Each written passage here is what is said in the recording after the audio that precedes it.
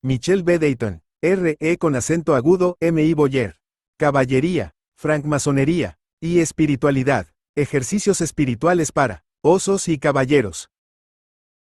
Prólogo. De acuerdo con la cuestión antropológica de la triplicidad nuclear de la civilización protoindoeuropea, como proponía y teorizaba el filólogo y mitólogo francés contemporáneo Georges Dumézil, 1898 a 1986, en 1929, la sociedad humana tradicional se estructuraría principalmente sobre tres grandes funciones modulares: las políticas, las económicas y las socioculturales.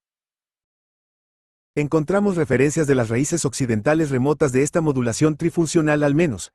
En La ciudad de Dios contra los paganos, 413 a 426, del obispo de Hipona, San Agustín, 354 a 430, en el poema al rey Roberto, 1027 a 1030, del obispo Adalberand de Laon, c. 947-1030, en la obra del obispo de Cambrai, Gerard de Florenes, c. 975-1051, en el libro de los modales, 1174 a 1178, del capellán real de Inglaterra y obispo de Rennes, Etienne de Fougères, más 1178, y tendría un especial y posterior desarrollo tratadístico específico en relación a la caballería en la alabanza de la nueva caballería, 1130 a 1136, del abad cisterciense San Bernardo de Claraval, 1090 a 1153, el Polycraticus, 1156, del obispo de Chartres, Juan de Salisbury, 1115 a 1180, el poeta y diplomático Pierre de Blois, c. 1135 a 1204, el poeta, trovador y cronista Elinando de Froidmont, c. 1170 a 1230, y el poeta y teólogo Alain de Lille, c. 1125 a 1203. Dejando aparte todas y cada una de las eventuales connotaciones ideológicas, partidistas, que prosiguieron ajenas al propósito inicial, tales funciones estructurales son designables como soberanía, guerra y fertilidad, o productividad, adjectivables como sacra, marcial y económica. A pesar de todo y correspondiendo su rendimiento a tres estados o castas: varnas, llamados sacerdotes o hierofantes, oratores o brahmin, militares o combatientes, bellatores o kshatriyas, y obreros o trabajadores, laboratores o vaishyas y sudras, productores o agricultores, transformadores o industriales, mercaderes o comerciantes, y potencialmente tuteladas por determinadas divinidades regentes respectivas conjugadas en tríadas o trinidades ternarias, así como eran patentes también en los tres humores corporales de la medicina india: dosas, vata o impulsivo, pita o transformador, kapha o fluidificante, y en los principios tendenciales de la naturaleza universal en la cultura hindú: gunas, rajas o activo, sattva o equilibrante, y tamas o inerte. En este sentido, es un redoblado privilegio aceptar la invitación a prologar la traducción castellana de esta última obra de R.E. con acento agudo, M.I. Boyer, autor y filósofo francés actual del inquierismo iniciático aquí y ahora, o HIC Nunch, en una notable asociación autoral con su compatriota debutante Michel B. Dayton, entre nosotros, cultivador del simbolismo y de la tradición espiritual orientales y occidentales, en una antología introductoria teórica y práctica sobre los vínculos esotéricos entre la construcción masónica y la demanda, o búsqueda caballeresca, siendo ambas las representantes respectivas de dos de los ya referidos primarios trifuncionales modulares: el laborador plebeyo y el guerrero aristocrático, refiriéndose así en lo sucesivo implícitamente al tercero, ahora anónimo y ausente, el pontífice sacerdotal. Repitamos que no nos referimos en absoluto a ninguna apología ideológica particular, sino tan solo a los arquetipos genésicos de tipologías sociales y civilizadoras, y sobre todo a representaciones modulares de estados transpersonales de conciencia individuales y colectivos. Verificamos que esta antología homogénea y complementaria de R.E. con acento agudo, M.I. Boyer, y de Michel B. Dayton nos confronta ahora sobre todo con la específica sinergia trifuncional articulada entre las misiones concienciales de construcción y de defensa del espacio sacralizado del templo de nuestra percepción, hacia su celebración teúrgica implícita, mucho más allá de que únicamente se adecúe a abordar la clásica y repetitiva aparición de los altos grados caballerescos capitulares en el seno de los grados simbólicos arquitectónicos de los círculos y de los cenáculos de las logias masónicas, protagonizada por el pionerismo histórico del muy célebre discurso mitológico y pedagógico de recepción ritual a presentar por el barón escocés Andrew Michael of Ramsey, preceptor familiar del pretendiente de la Casa Real de los Estuardo al trono del Reino de Escocia, caballero de la Orden de San Lázaro de Jerusalén y gran orador de la Gran Logia de Francia, en la Logia San Tomás de París, en 21 de marzo de 1736. Este texto dispone al lector, o el posible Mason ascendiendo a potencial caballero, ante el propósito del umbral dialéctico del propio proyecto ecuestre de su demanda, búsqueda, espiritual, siempre serpenteando entre el conflicto equilibrado y armonizante, o la guerra santa interior y exterior, por la igualdad conciencial y contra la diferencia aparente, y la defensa focalizada e intransigente, de la absoluta regencia pura y atenta de la centralidad axial frente a las relativas envolturas hostiles de la periferia dispersante, por medio de la libertad primordial y la justicia superior, con la sabiduría natural y el silencio virtuoso. Por la fraterna abnegación cardíaca del autosacrificio social, y por el compasivo altruismo asistencial de la beneficencia colectiva, el caballero, en tanto que siervo incondicional y guerrero sagrado, experimenta siempre el deber necesario, más que obligación impuesta, para el combate defensivo que debe extinguir progresivamente la propia y fantasmal dualidad, generadora de sumisión paradójica en el escenario de guerra de su laberíntica conciencia dividida por la ascesis operativa e indivisa hacia la serenidad interior, así también trascendiendo toda virtual pluralidad institucional de las órdenes caballerescas corporativas, familiares, nobiliarias, iniciáticas, militares, religiosas, honoríficas, dinásticas o soberanas.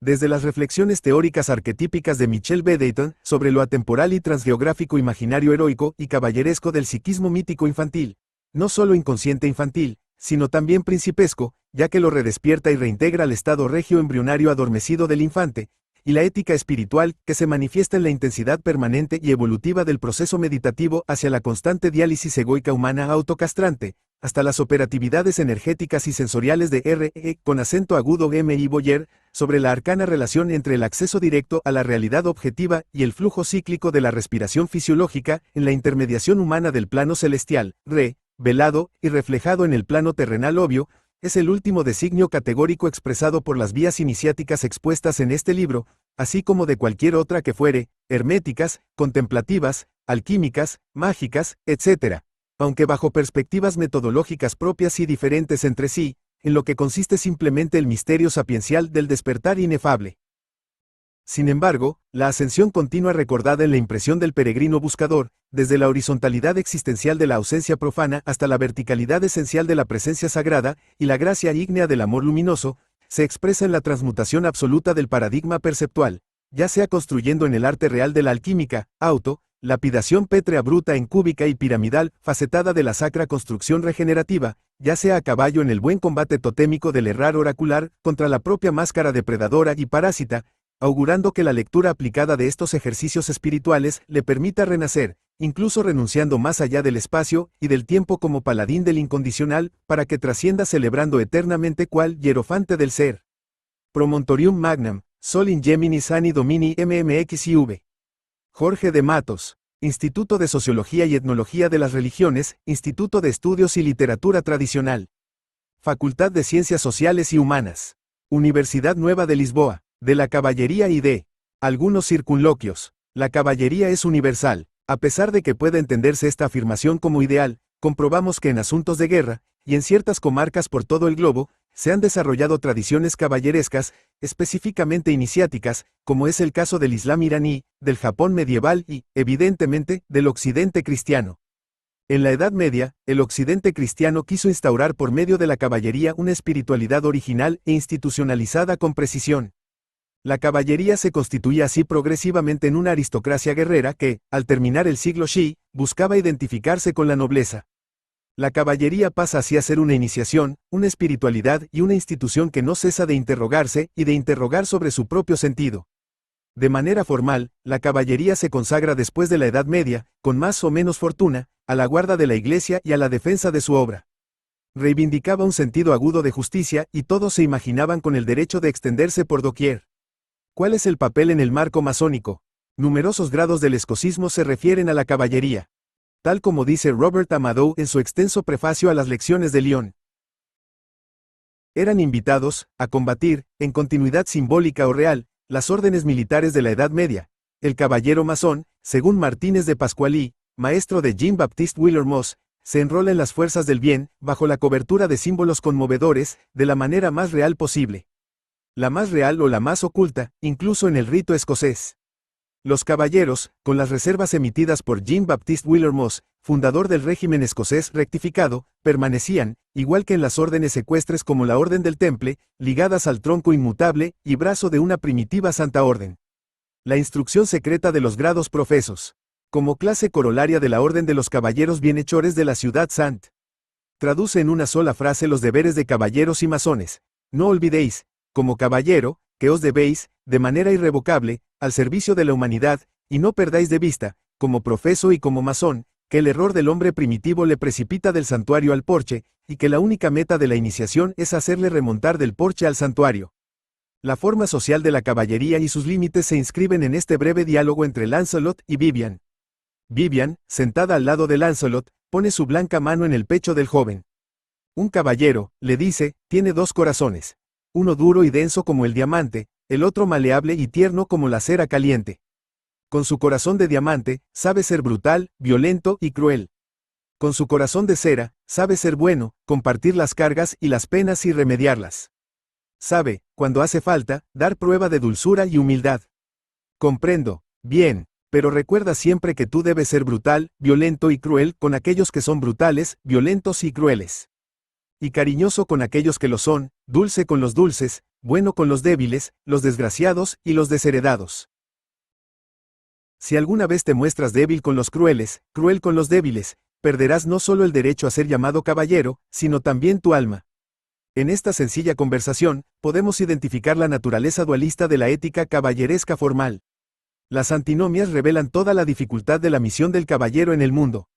Pero qué lucidez y qué sabiduría nos hacen falta para tener la palabra justa, la expresión justa, el gesto justo en el momento concreto de una situación, teniendo en cuenta la gran complejidad de la experiencia humana. La beneficencia, que reúne, ayer como hoy, a los caballeros, sobrepasa las reglas formales y morales de la sociedad caballeresca. No puede ser extraña a la iniciación y a la metafísica. Presente en la dualidad más espesa, la beneficencia y su corolario necesario, la compasión, constituye la marca de la iniciación caballeresca después del sangriento campo de batalla del mundo hasta la ciudad santa en la que toda separación es anulada. Numeral. Lo que propone este libro es un trabajo en 4 etapas. 3 de reflexión y una más extensa de práctica. Michel B. Dayton, en una primera parte, que comprende las 3 primeras etapas, da testimonio del procesus caballeresco desde su expresión dualista más usual, la del combate entre el bien contra el mal, de la justicia contra la injusticia, hasta la eclosión de la conciencia no dual en la cual las antinomias se reducen para desaparecer después.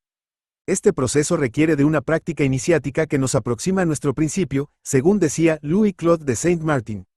16 años separan los dos testimonios, los dos pensamientos de Michel B. Dayton. 16 años de elaboración, 16 años durante los cuales se construye el lugar para el ser. El tercer tiempo propuesto por Michel B. Dayton está consagrado al recuerdo de sí, a esta práctica central, sin la cual la iniciación es cosa vana, y el iniciado invariablemente atrapado por el torrente de los condicionamientos. R.E. con acento agudo M. I. Boyer, en la cuarta parte de este libro propone un conjunto de prácticas que conducen a la presencia aquí y ahora en el silencio en el que impera la libertad del sí. Estas prácticas componen una ascesis caballeresca accesible a todos.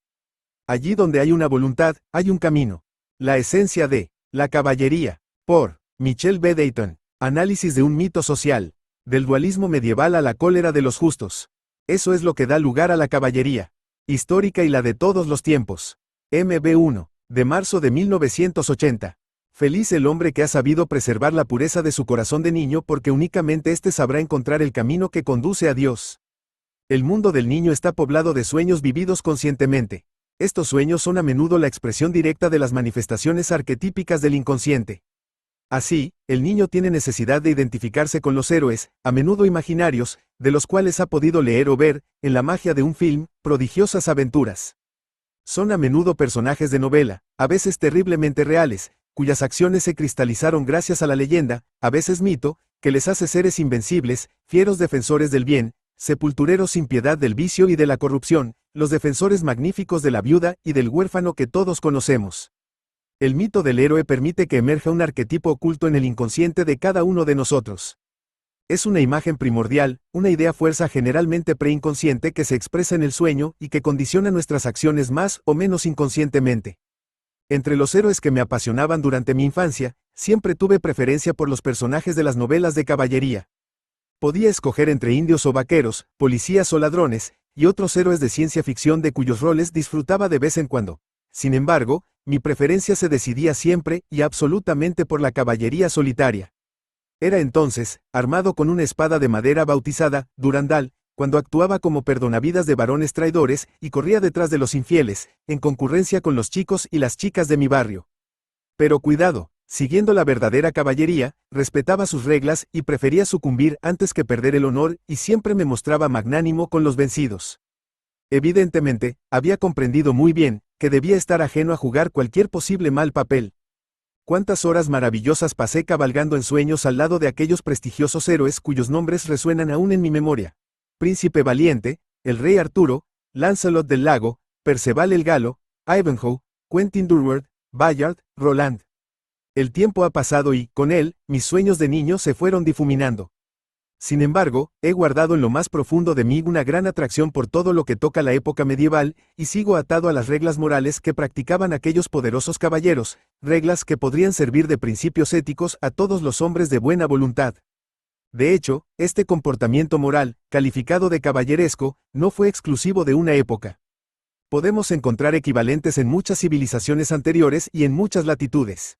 Para poder comprobar esto es suficiente leer, por ejemplo, obras sobre los samuráis o los indios de América del Norte cuya grandeza de alma no tenía nada que envidiarles. Se puede afirmar además, que los códigos de caballería han dejado en la historia de la humanidad, una huella mucho más importante que los que se justifican por los hechos históricos. Se puede sumergir uno con provecho en el Bhagavad Gita y seguir, en medio de las batallas, con el carro de Krishna y de Arjuna o incluso permitirse penetrar por la vida heroica de Rama que relata el Ramayana. En nuestra época es interesante buscar también trazas de la influencia evidente de la caballería en la evolución de nuestra civilización. Se pueden encontrar rastros en los comportamientos, en todo tipo de movimientos de origen o destinos diversos que van desde el escultismo a la Cruz Roja, pasando a buen seguro por la supervivencia de órdenes auténticas como, por ejemplo, la Orden de Malta o la francmasonería. No hay que olvidar tampoco mencionar esos títulos más o menos pomposos, algunos de pacotilla, con los que desean ser distinguidos algunos de nuestros contemporáneos. Recordemos por ejemplo el Caballero de la Legión de Honor, del Mérito Agrícola, de los Méritos Académicos o, ¿por qué no?, Caballero de la Cazuela o de la Cata de Vinos. Se encuentran evidentes reminiscencias de la caballería en los folletines de ciencia ficción, que tanto atraen a los niños, o en particular en las muy numerosas mangas de calidad que vehiculan ecos de antiguas tradiciones. Para apreciar la importancia del hecho caballeresco, es necesario comprender que tiene su origen en arquetipos inscritos en el inconsciente colectivo humano, y que, por esta razón, presenta las características de un mito que podríamos calificar como social, que puede cambiar las cosas, y que conviene analizar para entender su significado y alcance.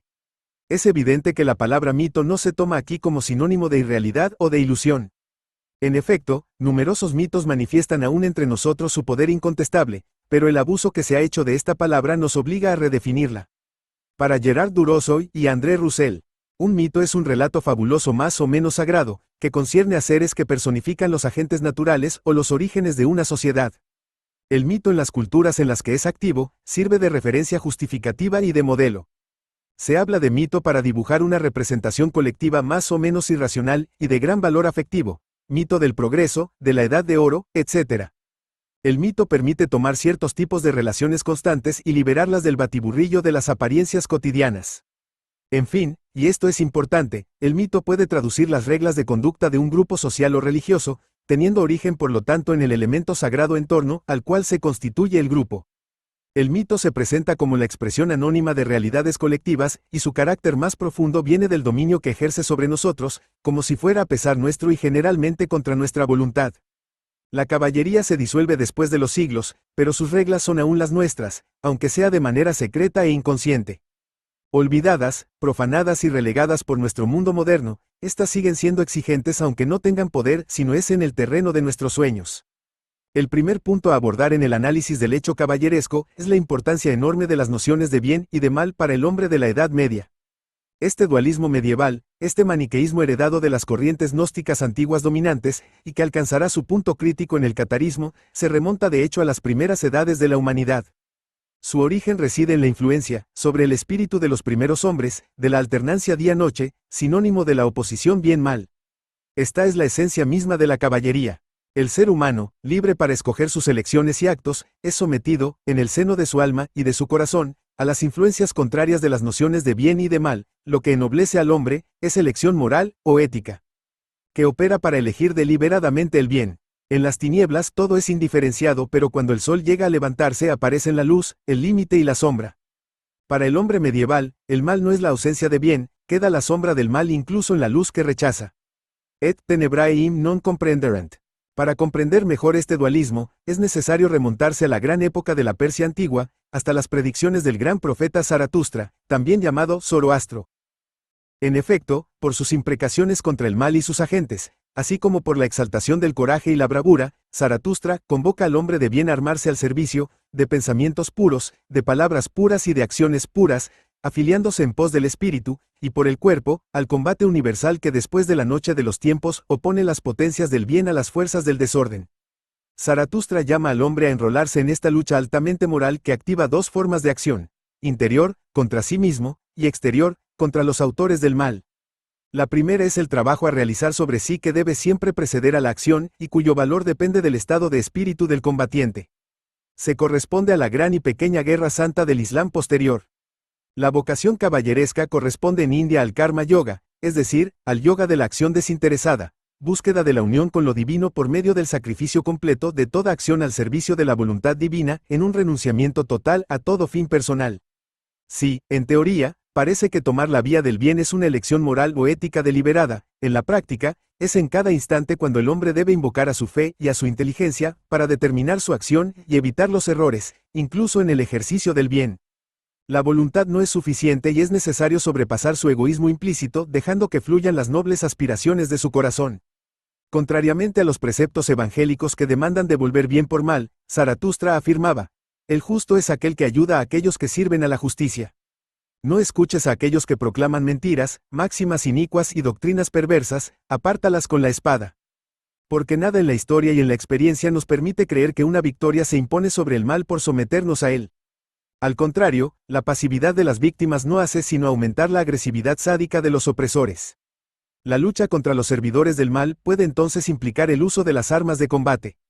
Ante el fracaso de las tentativas pacíficas, el campeón del bien, y para paliar en las tareas más urgentes, debe tratar de inutilizar al adversario. Me permito citar aquí una reflexión de Gandhi, que fue el apóstol de la no violencia. Si tuviese que escoger entre la laxitud y la violencia, escogería la violencia. Y sin embargo, soy yo quien subraya: la violencia es un medio horrible.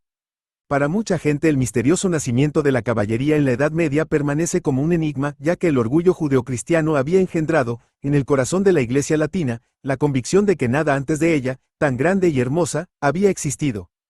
Si rehusamos considerar el origen persa que, gracias a los judíos y a los griegos, se expandió en el helenismo y en el cristianismo, no hay ninguna duda de que persistiera la creencia, eminentemente falsa, de que la caballería fuese un simple fenómeno social de la Edad Media, a pesar de que la exaltación de los valores guerreros no justificaría jamás una caballería.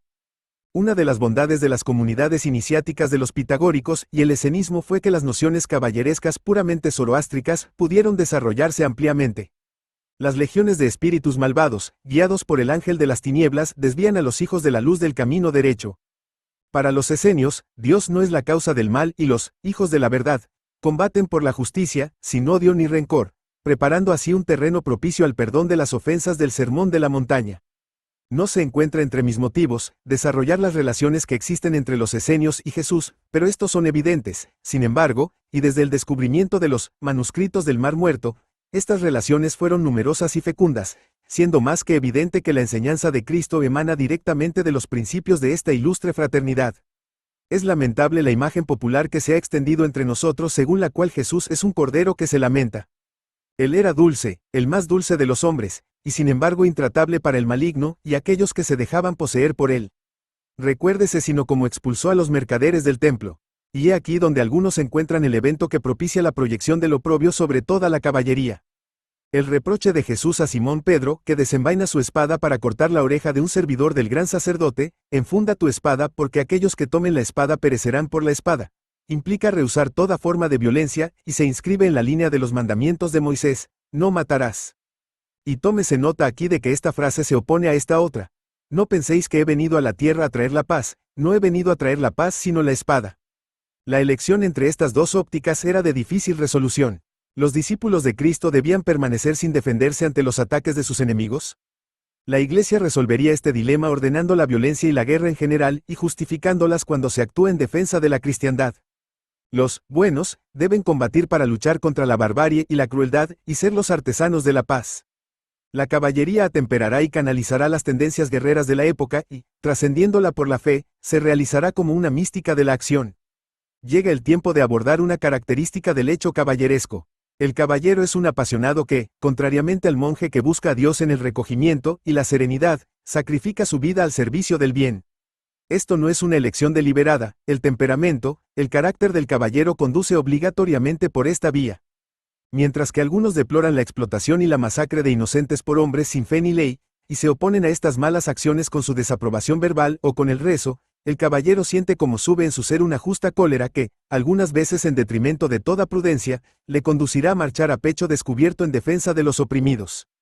Esta actitud es irracional, simplemente no soporta ver que lo que sucede es expresión del mal, y debe intervenir incluso a pesar de tener la convicción de que tal intervención tenga como resultado el fracaso.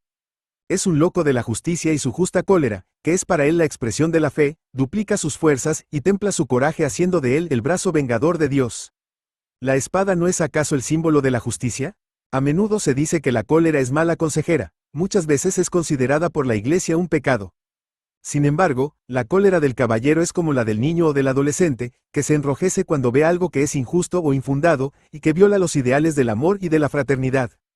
Es una cólera noble, una santa cólera, que le pone fuera de sí y le permite sobrepasar su egoísmo en provecho de una causa justa. Tal vez aprenda un día a actuar sin ser arrastrado al combate sin la rabia, guiado simplemente por su razón. Sin embargo, no puede dejar de responder a la demanda de su corazón. El tercer y último punto a abordar, y que es un poco el corolario de los precedentes, concierne al alma y al corazón del hombre medieval apasionado de Dios. La Edad Media fue definida por Will Durant en su Historia de la Civilización como la Edad de la Fe. En esta época la vía religiosa tenía una enorme importancia y condicionaba todas las actividades. El creyente consideraba su alma como una joya cuyo resplandor dependía de su conducta. Se trataba de aplicar el buen sentido, ya que sucumbir a la tentación era empañar el resplandor del alma. No verse obligado a confesar que se tenía un alma negra. El hombre medieval heredero de las tradiciones galas, aún portadoras del sello de la influencia del Imperio Romano decadente y marcadas por las costumbres de los invasores germanos, era un patán. No se encumbra de reflexiones metafísicas, su Dios es un Dios de justicia que supervisa sus actos y delante del cual deberá comparecer durante el juicio final, prefiriendo sufrir 1000 muertes sobre esta tierra a ser condenado para toda la eternidad. Es un ser que mal controla sus impulsos y que, por esta razón, tiembla ante la posibilidad de llegar a ser esclavo del maligno que acecha en cada paso que da y busca arrastrarlo a la caída. Se dice que la sabiduría comienza en el miedo, y el más auténtico de los caballeros teme la cólera de Dios sin faltar de cumplir jamás, y con asiduidad, con los deberes religiosos. Aunque a menudo sea un plebeyo, el caballero posee la nobleza del corazón y de actos que harán de él un igual a los nobles de nacimiento. La caballería se convierte por otra parte en una nobleza paralela que se integrará enseguida en la nobleza de sangre. Desapegado de los bienes de este mundo, el caballero realizaba votos de generosidad y distribuía entre los pobres la poca fortuna que tenía. A menudo sus únicos bienes se reducían a las armas y montura. Sin embargo, era rico en la posesión de una extraña alegría interior que le permitía una vida recta, con un fuerte sentimiento de libertad en pos de un desapego total, pudiendo entonces cabalgar tranquilamente hacia su destino, dejando a su alma liberada, soñar un imposible sueño y aspirar a la inaccesible estrella. La institución caballeresca fue creada en el dualismo medieval y sirvió para canalizar y guiar los anhelos impetuosos de los nobles corazones de la época, aunque de hecho, la caballería ha existido y existirá siempre porque ha habido y habrá evidentes injusticias y hombres a quienes combatir. Ser caballero no es un título ni tampoco un deber, sino un estado que hace posible que se imponga la conducta de quien se siente poseído por una vívida fuerza interior. El único problema, y esto es más que evidente en el hombre moderno hipercerebral, viene de la dificultad de reprimir los nobles anhelos de su corazón en provecho de egoístas intereses personales. Nuestro mundo tiene más que nunca necesidad de caballeros, no para perseguir a los infieles o para defender el templo de Salomón, sino para intentar salvar a la humanidad extraviada en una evolución que sufre un riesgo fatal. El Apocalipsis, así como la iniciación y la reintegración, está permanentemente en lo temporal, y jamás la lucha ha sido tan cruel entre los hijos de las tinieblas y los hijos de la luz. Es el combate final, que se gana, en el sutil lugar del alma, siguiendo al maestro Eckhart. Los enemigos se denominan violencia, racismo, totalitarismo, contaminación, materialismo, excesos, esclavismo, usura. El hombre ha olvidado sus orígenes divinos y la tierra se regenera por el fuego del cielo. INRI, Igne Natura Renovatur Integra. Todas las fuerzas del bien deben ser movilizadas para este último combate de tal manera que termine la edad de hierro y comience la edad de oro. Yo he elegido ser caballero. Soy sin duda capaz de llegar a ser escudero, pero ese combate será el mío y si no poseo espada, ya que ésta no está en uso, haré mi espada de aquello que está encima y más allá de la conciencia. Esencialmente caballero. MB 12 de marzo de 2005. Yo soy caballero. Hace ya 16 años que el destino, por una de esas fantasías de las cuales guarda el secreto, me permitió realizar mi sueño de la niñez. Un acontecimiento parcial o diferente al menos, ya que no vivimos en la Edad Media y los caballeros actuales no tenemos gran cosa en común con aquellos de las novelas que leí en mi infancia. No llevamos armadura ni yelmo, y si llevamos espada en una tenida inspirada en aquellas asambleas templarias, esto no es sino ocasionalmente, en el curso de nuestros capítulos de perfección. Cabe una pregunta. Si no cabalgamos ya la aventura sobre nuestras fieles monturas, si no rompemos lanzas en los torneos, y si no combatimos a los traidores varones, para defender a la viuda y al huérfano conquistando el corazón de nuestra dama, ¿a qué viene ser caballeros? ¿Qué nos diferencia del común de los mortales caído en la cima de las ocupaciones del hombre de principio del siglo XXI? ¿Por qué la francmasonería del régimen escocés rectificado ha escogido, para su grado más elevado, el de caballero bienhechor de la ciudad santa? He aquí algunas de las preguntas que llegaban a mi espíritu cuando realizaba el trabajo que escribí al principio de mi recorrido masónico cuando ignoraba todo acerca de los altos grados del régimen escocés rectificado. Tal como afirmaba en mi trabajo de juventud, si la caballería ha desaparecido después de numerosos siglos, el espíritu caballeresco y las virtudes que se le asocian no han envejecido. El espíritu es intemporal, hay y habrá siempre hombres de buena voluntad para mantener vivo el alto ideal caballeresco. De hecho, el caballero, expresión de un arquetipo potente inscrito en el inconsciente colectivo de los hombres, reaparece regularmente bajo diferentes formas, en todas las épocas, en todas las regiones del mundo. No es por lo tanto sorprendente que la caballería haya sobrevivido, entre otros lugares, en la francmasonería de manera general, sino también en otras estructuras tradicionales e iniciáticas. La francmasonería del régimen escocés rectificado es una vía espiritual cuya meta es permitir al hombre desarrollar la chispa divina que reside en él para convertirse en un hogar irradiante de amor y de luz. Es una vía de perfeccionamiento de sí que, por la práctica de las virtudes, debe conducir a cada uno a sobrepasar el ego y los condicionamientos que le determinan, para abrir su corazón a la comprensión de las vicisitudes que encuentra el ser humano trabajando por el advenimiento de una humanidad mejor y más esclarecida. Consciente de que nuestro mundo material no es sino el reflejo del mundo espiritual al cual se vuelve después de la muerte, o antes por el proceso iniciático, el caballero sabe que debe estar en el mundo, pero no ser del mundo, que nuestra existencia aquí abajo no es sino un pasaje y que la verdadera vida no está limitada a la esfera material. Sin embargo, nada de lo que es humano le será ajeno. Y sabe que es en este siglo y en el lugar y centro de la acción, donde debe vivir y obrar. Según Paul Virilio, nuestro mundo parece destinado al accidente de la velocidad, o del tiempo, en una locura sin control. Nuestra civilización ultramaterialista ha creado sociedades aberrantes en las que lo que manda es la ley del más fuerte o del más rico. Por primera vez, una especie animal, la especie humana, está en peligro de autodestrucción y, con ella la mayor parte de las especies con las cuales cohabita sobre este maltratado planeta Tierra. Los riesgos ecológicos más graves no son desgraciadamente los únicos que hipotecan nuestro porvenir. La multiplicación de las armas de destrucción masiva nucleares, biológicas o químicas hace pensar en una humanidad apocalípticamente amenazada. El siglo XX ha sido el teatro de 2 guerras mundiales que fueron horribles carnicerías, pero las más grandes masacres serían perpetradas por enormes regímenes burocráticos que han exterminado durante décadas a millones de sus propios ciudadanos. En fin, por no olvidar nada, la violencia contra las mujeres y los niños, la esclavitud, los nuevos terrorismos, sean de Estado o de otro tipo, la precarización, las megaciudades desprovistas de humanidad, y otros males, acaban de ensuciar el escenario. ¿Qué puede esperar y realizar el caballero en este universo caótico? ¿En qué puede consistir su acción? El gran sabio hindú Sri Aurobindo tenía por costumbre decir que el mayor servicio que un hombre puede rendir a la humanidad es el de realizarse a sí mismo. El primer trabajo que debe emprender el caballero es el desarrollo, en sí mismo, de las únicas cualidades que le permitirán tener siempre la actitud justa. Para ello debe primeramente tomar conciencia de que lo que él cree ser su verdadera naturaleza, su yo, su personalidad, no es sino de hecho una construcción mental, una fantasmagoría. El hombre es la imagen inmortal de Dios, pero ¿quién podrá reconocerla, si la desfigura él mismo? Dice el ritual de iniciación al grado de aprendiz del régimen escocés rectificado, que continúa así. El hombre es naturalmente bueno, justo y compasivo. ¿Por qué está tan a menudo en contradicción consigo mismo? Buscad seriamente la causa, hermano mío, de gran interés es descubrirla. Esta causa, múltiple en sus declinaciones, responsable de toda la miseria del mundo, es la construcción, en el curso de los siglos, de eso que denominamos el mental, el cual se manifiesta bajo la forma de yo y también de ego. Un artificio con el cual nos identificamos. Me falta tiempo aquí para explicar cómo, por el desarrollo concomitante del lenguaje y de la memoria, el hombre ha creado esta naturaleza artificial cortándose su vínculo a su propia naturaleza divina, lo cual es el verdadero sentido del pecado original.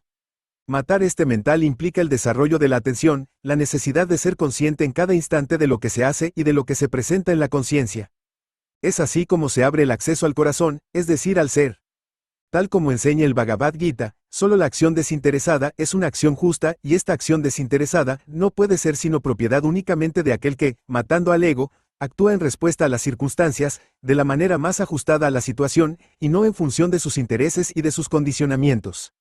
El caballero con su actitud debe ejemplificar, mediante la acción, rehusando comprometerse en acciones indignas, prostituirse por el poder o el dinero y, llevado por sus funciones, a conducir momentáneamente los destinos de hombres o mujeres, que se cruzan en su camino, no olvidando jamás que se trata de seres humanos que, en tanto que tales, tiene derecho a la consideración y el respeto. El caballero practica la empatía, es decir, que sabe ponerse en el lugar del otro, sin proyecciones de estas propias creencias limitadas, con el fin de conocer su singularidad y su integridad, comprender sus dificultades y la naturaleza de los problemas que encuentra. Para empezar, no exigirá jamás de otro aquello que no haga por sí mismo. Es respetuoso con la vida, bajo todas sus formas, porque sabe que es la obra de la divinidad. Feroz defensor de los derechos del hombre, de la libertad y de la justicia, no puede convertirse en un explotador o despreciar a sus semejantes, sea cual sea el color de su piel, la religión que profesan o su lugar de nacimiento. Sueña con un mundo más humano y más fraternal haciendo el voto de poner sus principios en práctica. No hay nada peor, en efecto, que ver a las personas proferir bellos discursos, inflamados de valor, para franquear enseguida lo afirmado conduciéndose de manera totalmente indigna. La célebre frase de Séneca, haz aquello que digo, no hagas lo que yo hago, es totalmente contraria a la ética caballeresca que demanda una perfecta congruencia entre el pensamiento, la palabra y el acto.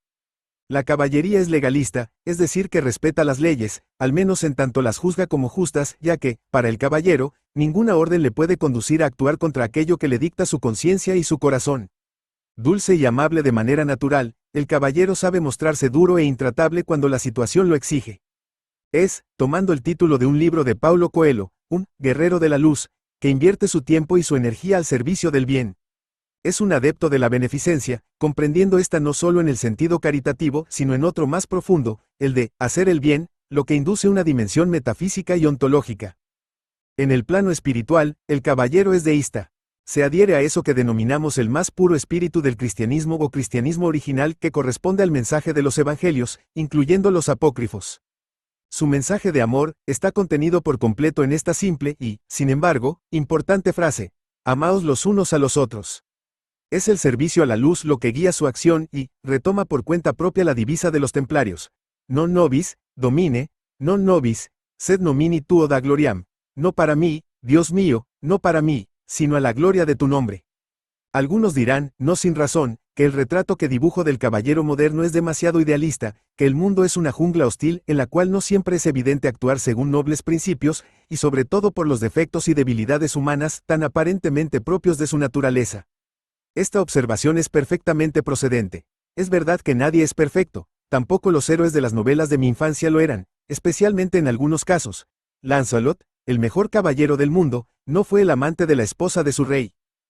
Sin embargo, sí, la perfección no está nunca en los hombres, sino algunas veces en sus intenciones, idea evidente y propia de Camus, no obvia que cumpla, conduciéndose bien, sea virtuoso, ya que tales objetivos son nobles y cada uno tiene la posibilidad de elegir tender hacia ellos. Igual que un entrenador, bordea la línea, cuando el viento sopla, cuenta y llega, a pesar de todo, a progresar en la buena dirección, y puede, cada vez que nuestra conducta se desvía, tomar conciencia y redirigir el timón para avanzar en el camino de la sabiduría. Ser caballero hoy no está pasado de moda ni es inaccesible, sino todo lo contrario, sigue siendo de una viva y urgente actualidad.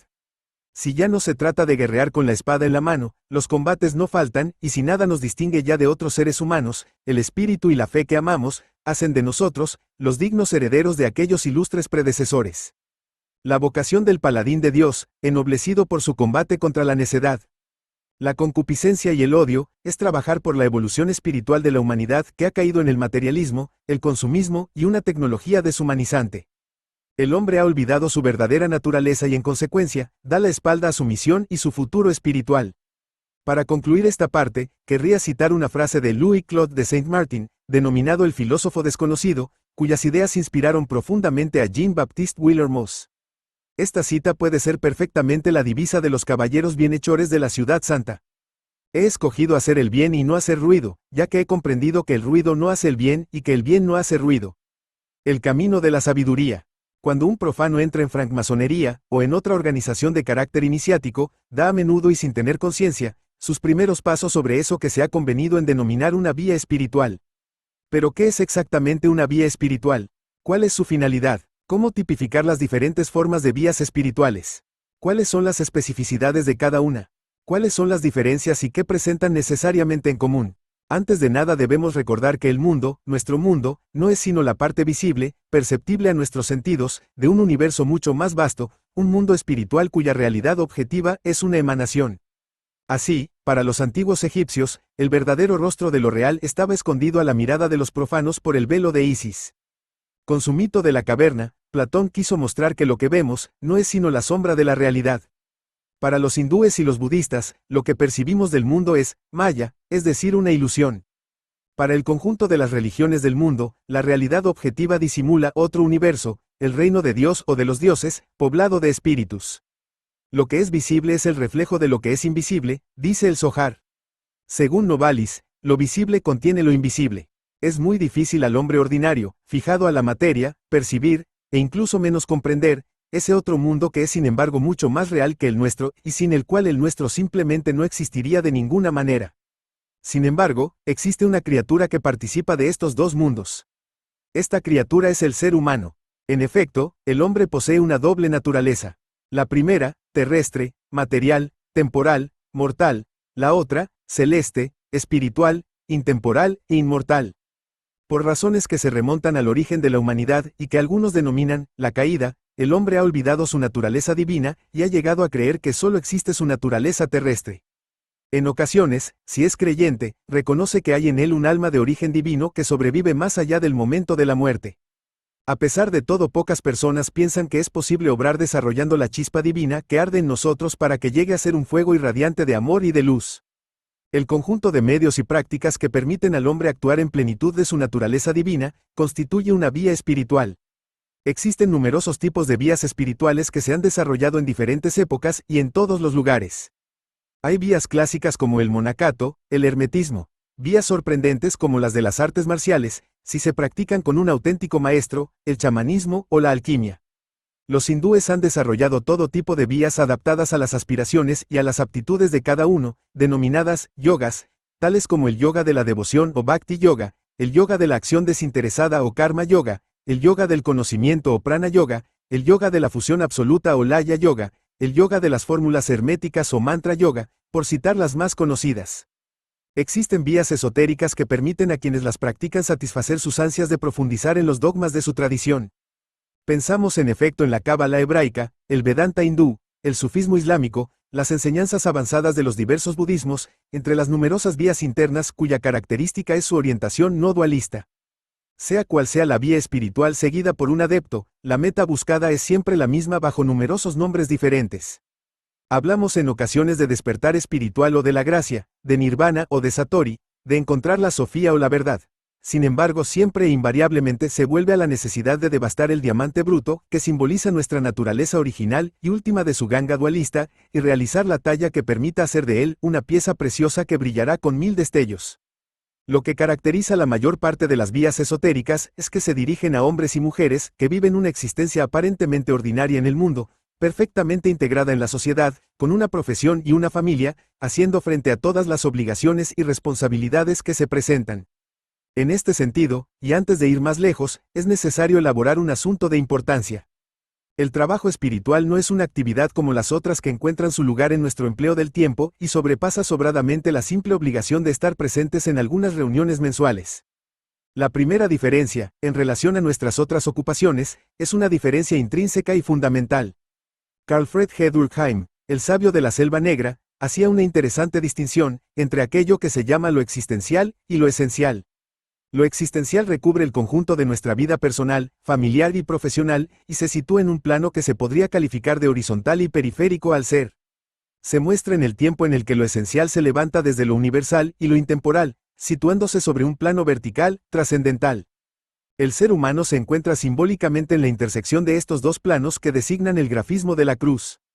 Descuidar la verticalidad, la axialidad, es llevar una vida plana, sin elevación y sin apertura, en el nivel de nuestros condicionamientos. Es ser, según Louis-Claude de Saint-Martin, un hombre de torrente. Jung afirmaba, una vida que vive sirve a lo esencial, si no lo esencial no es encontrado, y esa vida es una vida malgastada. Esta tensión hacia lo esencial nos permite, siempre según Saint-Martin, convertirnos en hombres de deseo, del deseo de Dios, y así contribuir a la construcción del hombre nuevo. La segunda diferencia, no menos importante, reside en la naturaleza del trabajo espiritual. No es una actividad que se sume a aquello que hacemos, es una manera distinta de encarar su vida, un arte de vivir que impregna todas nuestras actividades. Es un cambio completo de perspectiva y de objetivos, un cambio de paradigma, que transmuta todo lo que hacemos. Verdaderamente no es una vía fácil. Todas las vías espirituales presentan lo que será percibido por el ego como ventajas o inconvenientes, pero hace falta saber que únicamente un compromiso total e incondicional del individuo, de la parte indivisible en nosotros, puede darnos la oportunidad de progresar en el sendero de la iniciación. Felizmente el trabajo espiritual, lejos de alejarnos de nuestras obligaciones familiares y profesionales, nos permite completarlos con más eficacia y determinación, sin olvidar siempre que nos revelan lo esencial y lo accesorio, lo central y lo periférico. Veamos ahora algunos medios que estas vías tradicionales ponen a nuestra disposición y ensayemos precisando la naturaleza del trabajo que tenemos que realizar. Un primer medio es el de la iniciación en sentido estricto. La palabra, iniciación, es un término genérico que designa un proceso que se remonta a la noche de los tiempos. La iniciación se presenta a menudo bajo la forma de una ceremonia, altamente simbólica, que aspira a provocar una ruptura de la representación condicionada y egótica del mundo en el candidato para abrirle un acceso a lo real, un espacio de libertad con el que el ser se puede investir. En el plano metafórico, la iniciación inscribe en lo más profundo de sí nociones esenciales y de la naturaleza de su compromiso. Un segundo aspecto del trabajo es a menudo la práctica ritual. El ritual es una puesta a punto, que aspira, por retomar la distinción de Durkheim, a hacernos pasar de lo existencial a lo esencial, del tiempo profano al tiempo sagrado, preparándonos al trabajo espiritual. Para alcanzar su plena eficacia, el ritual no debe ser practicado de manera automática, mecánica, sino conscientemente, con la más plena atención. Debe ser respetado escrupulosamente y vivido, en cada ocasión como si fuera un instante nuevo, aquí y ahora. El tercer aspecto condiciona todo el recorrido de la vía espiritual. Sin querer poner en duda el gran valor de las ceremonias de iniciación y los rituales tradicionales, es forzoso reconocer que serán insuficientes si lo que se busca es provocar la transformación completa de nuestro ser, la metanoia buscada en el progreso de la vía, si no nos empecinamos en profundizar en nosotros mismos. Es fundamental tomar conciencia de que el trabajo espiritual debe ser una preocupación y una orientación permanente, y no una actividad accesoria, suplementaria, que debe ser adquirida esporádicamente. ¿Cuál es la naturaleza de este trabajo? Ramana Maharshi, el gran sabio hindú, tenía la costumbre de pedir a sus discípulos que se preguntaran lo siguiente: ¿quién soy yo? ¿Soy yo este cuerpo? ¿Soy yo mi espíritu o mi alma? ¿O también mi personalidad? La naturaleza humana es compleja y es evidente que el hombre no es aquello que piensa ser. Nuestra sociedad es un gran teatro, yo diría un circo, en el cual jugamos roles diferentes y por turno somos niño, padre, esposo o esposa, colaborador, empleado o jefe, según las épocas o los momentos.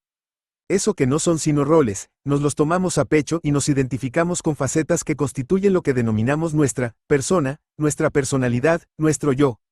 Pero, ¿cómo ha sido construido este yo, nuestro ego? Para responder a las exigencias de su supervivencia en un mundo hostil, el hombre primitivo desarrolló progresivamente la inteligencia, facultad de reflexionar, de razonar, para resolver los problemas a los cuales se tenía que confrontar. La evolución del lenguaje le llevó a pensar con las palabras, a hablarse interiormente, a desarrollar un diálogo interno cada vez más sofisticado. Para conservar las adquisiciones de sus experiencias pasadas, desarrolló sus capacidades de memorización, sus recuerdos. Para reforzar su poder de razonamiento, el hombre adquirió la costumbre de nombrar, comparar, clasificar, conceptualizar cualquier cosa. Esta competencia llegó a ser de tal magnitud que hipertrofió cualquier posibilidad de vivir la realidad objetiva fuera del mundo construido desde el conjunto de ideas y puntos de vista que había en él. Perdió así su capacidad de pensar perceptiva para no realizar sino una única modalidad, el pensamiento analítico. Esta mentalización del mundo es de consecuencias enormes. Es responsable, por ejemplo, de la creación de la noción de tiempo tan importante en nuestra época. Es igualmente responsable de la creación de una entidad, el yo que no es de hecho sino una ficción, una fantasmagoría. Cada uno de nosotros tiene un cuerpo perfectamente identificado y aparentemente distinto del cuerpo de sus congéneres. Tenemos también un nombre, un apellido, una historia, una acumulación de recuerdos, unas vivencias, una vida que nos es propia a cada uno y que, salvo en casos patológicos, nos hace ser perfectamente consciente de ser uno y no el otro.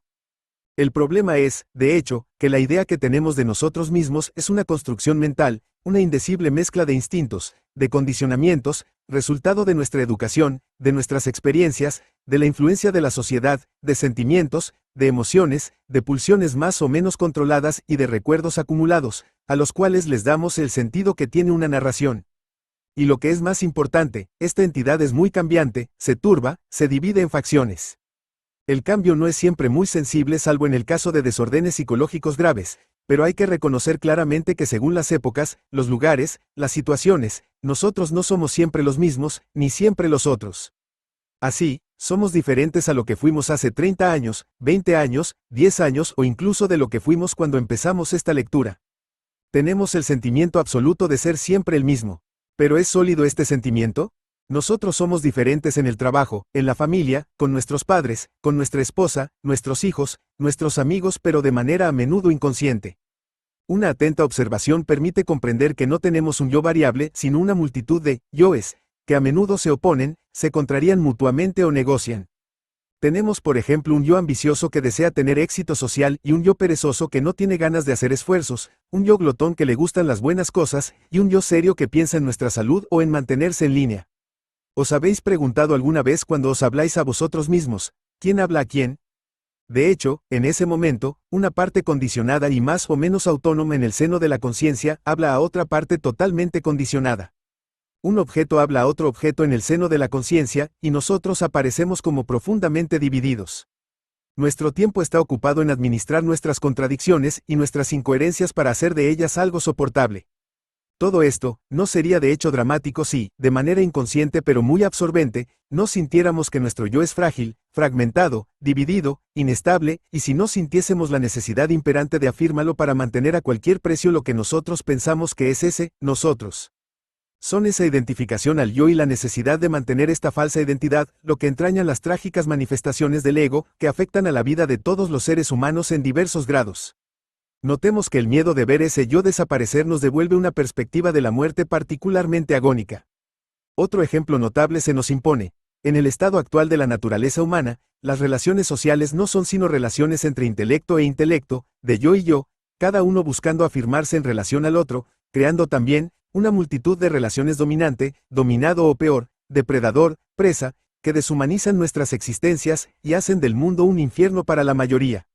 Nuestro ser esencial es asfixiado por nuestro yo existencial, por nuestro ego, y no puede, en consecuencia, manifestarse. La esencia de nuestro ser es de naturaleza divina y su manifestación es la conciencia, la pura conciencia. No es necesario ser alguna cosa o alguien para ser. Todo atributo del sujeto reduce al sujeto. Es suficiente ser consciente y estar atento a sí mismo y al otro, del cual por otra parte nunca estamos realmente separados. Lo más frecuente es que estemos perdidos en las elucubraciones y las derivas de nuestro mental. Actuamos de manera mecánica o sobre todo, como decía Gurdjieff, somos actuados.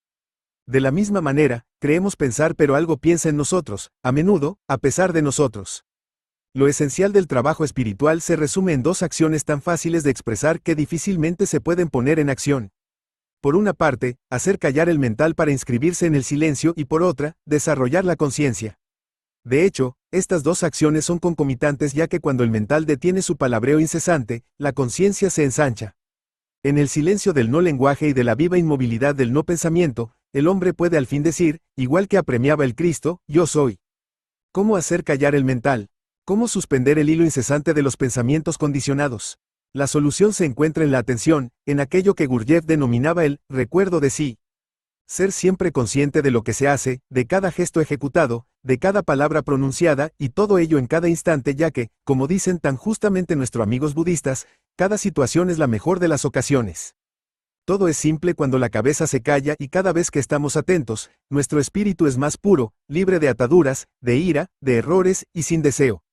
En el momento en el que dejamos al mental retomar el poder, nos identificamos de nuevo con nuestro yo y caemos de nuevo en el camino del comportamiento mecánico condicionado. Tal como veis, el trabajo espiritual es simple, muy simple de comprender pero al mismo tiempo muy difícil de poner en marcha ya que es una meta que no se termina jamás. Maitre Eckhart hacía decir a Dios en uno de sus sermones, no hay sitio para dos en ti, si tú quieres que entre yo, es necesario que salgas tú. La detención de lo mental es la muerte del ego, el hombre no es ya una persona sino que pasa a ser un individuo, del latín individuum, un ser no dividido en el que lo divino puede abrirse. No soy yo quien vive, decía San Pablo, sino Cristo quien vive a través de mí. He aquí el camino trazado, no hay más que ponerse en ruta con coraje no olvidando que el trabajo espiritual es una búsqueda individual. La adhesión a una sociedad iniciática es una ayuda preciosa para acompañar el proceso iniciático y ayudar en el recuerdo de sí. Robert Amado acostumbraba a decir que las sociedades iniciáticas, algunas veces, prestan servicio. Ellas son el cuadro, a menudo indispensable, en el cual se inscribe el recorrido y la práctica sin la cual nuestra búsqueda no sería sino teórica y sin alma. Con su habitual orgullo, el hombre cree buscar a Dios pero de hecho, es Dios quien le busca y no hay que hacer otra cosa que dejarse encontrar. Cada vez que damos un paso hacia Dios, Él da 10 hacia nosotros. Aceptar abandonar nuestro ego y nuestra voluntad para hacer la suya, es ponerse bajo la dirección de un Spiritus Rector, un maestro interior que, por medio de la intuición, en la serenidad de lo íntimo, nos guiará, nos dará coraje, nos sostendrá. Tendremos seguramente momentos de duda, entiéndase desesperación, y a menudo caeremos en el bache de los malos hábitos, pero siempre volveremos a eso tan simple, la atención. Estar atento a cada instante, aquí y ahora con una conciencia acrecentada. Es del silencio de lo que os hablo. El ruido es una de las plagas de nuestro mundo y nosotros somos permanentemente agredidos por el jaleo, sea este externo o interno. Muchas personas, principalmente entre los urbanitas, están habituados de tal manera al ruido que se angustian cuando se encuentran en silencio. Se apresuran a poner un disco o a encender la tele. Nada más perjudicial para la vida espiritual que tiene necesidad de silencio para provocar la interiorización de la conciencia. El silencio es hasta tal punto importante para el trabajo en la vía que numerosas fraternidades la imponen a sus adeptos en diferentes períodos durante la jornada. La verdadera iniciación, la interna, no la iniciación formal, tiene lugar en y por el silencio. La vía espiritual es larga y difícil. Según el Cristo, de 1000 hombres, uno solo me busca, de 1000 que me buscan uno solo me encuentra. Sin embargo, esto no debe desanimarnos porque si buscamos lo divino, es porque interiormente, visceralmente sabemos que existe, tal como decía tan bellamente Pascal por boca de Dios. Consuélate, tú no me buscarías si no me hubieras encontrado ya. Ejercicios espirituales para osos y caballeros. Por R.E. con acento agudo, M.I. Boyer. Oso y caballero. Puede parecer sorprendente asociar en un título el oso y el caballero como compañeros. En el imaginario no faltan combates iniciáticos entre un guerrero y un oso, después del cual el hombre o, más raramente, la mujer, vencedor del rey de los animales son hechos caballeros. Antiguamente, numerosas tradiciones, especialmente los celtas, eslavos, germanos u otros, hacían del oso un igual al ser humano. Estas tradiciones han perdurado hasta el siglo Xi, momento en que la Iglesia, hostil a que perdurasen las raíces paganas, consiguió erradicar todo culto existente al oso. El nombre de Arturo, rey fundador de la tabla redonda, sintetiza en sí mismo el lugar secreto y sagrado que une al oso y al humano. El oso es el rey de los animales. Tipifica por lo tanto la realeza y la asociación del monarca y del oso marca, señala, la función real. La etimología del nombre de Arturo evoca al rey oso. Las fuentes posibles de la palabra hacen referencia a la fuerza, al poder, a la ausencia de miedo, a las cualidades del guerrero que aspira a la caballería. Animal totémico en ciertas formas de chamanismo, adornará numerosos blasones de caballero. Remitimos al lector a los notables trabajos de Michel Pastoro, consagrados al oso para profundizar en algunas proposiciones que hacemos en esta introducción. El oso atraviesa los cambios de humor de la naturaleza como son las manifestaciones de los ciclos de las estaciones, incluso particularmente hostiles, con una resistencia sorprendente. Permanece, igual que un caballero, en la prueba. Ciertas formas rituales chamánicas buscan apropiarse de las cualidades del oso por medio del trance para transformar al guerrero en oso invencible. Michel Pastoro habla de la búsqueda de una ósmosis perfecta entre el oso y el guerrero. Animal psicopompo, el oso actúa también a través de los sueños, advierte de un peligro, salva, inicia o anuncia la muerte. Si el oso tiene una función guerrera, tiene también, como el dragón, la de ser mediador entre el cielo y la tierra, entre los dioses y los seres humanos. Es a la vez un barquero y un iniciador. Animal lunar, lleva la luz indirecta del sol y la vuelve soportable a la mirada de los hombres. Graba su marca por medio de una constelación que tiene su nombre. También era necesario un dios o una diosa en ciertas tradiciones célticas de las que hemos encontrado rastros en diversas zonas de la vieja Europa, desde Irlanda a Bohemia.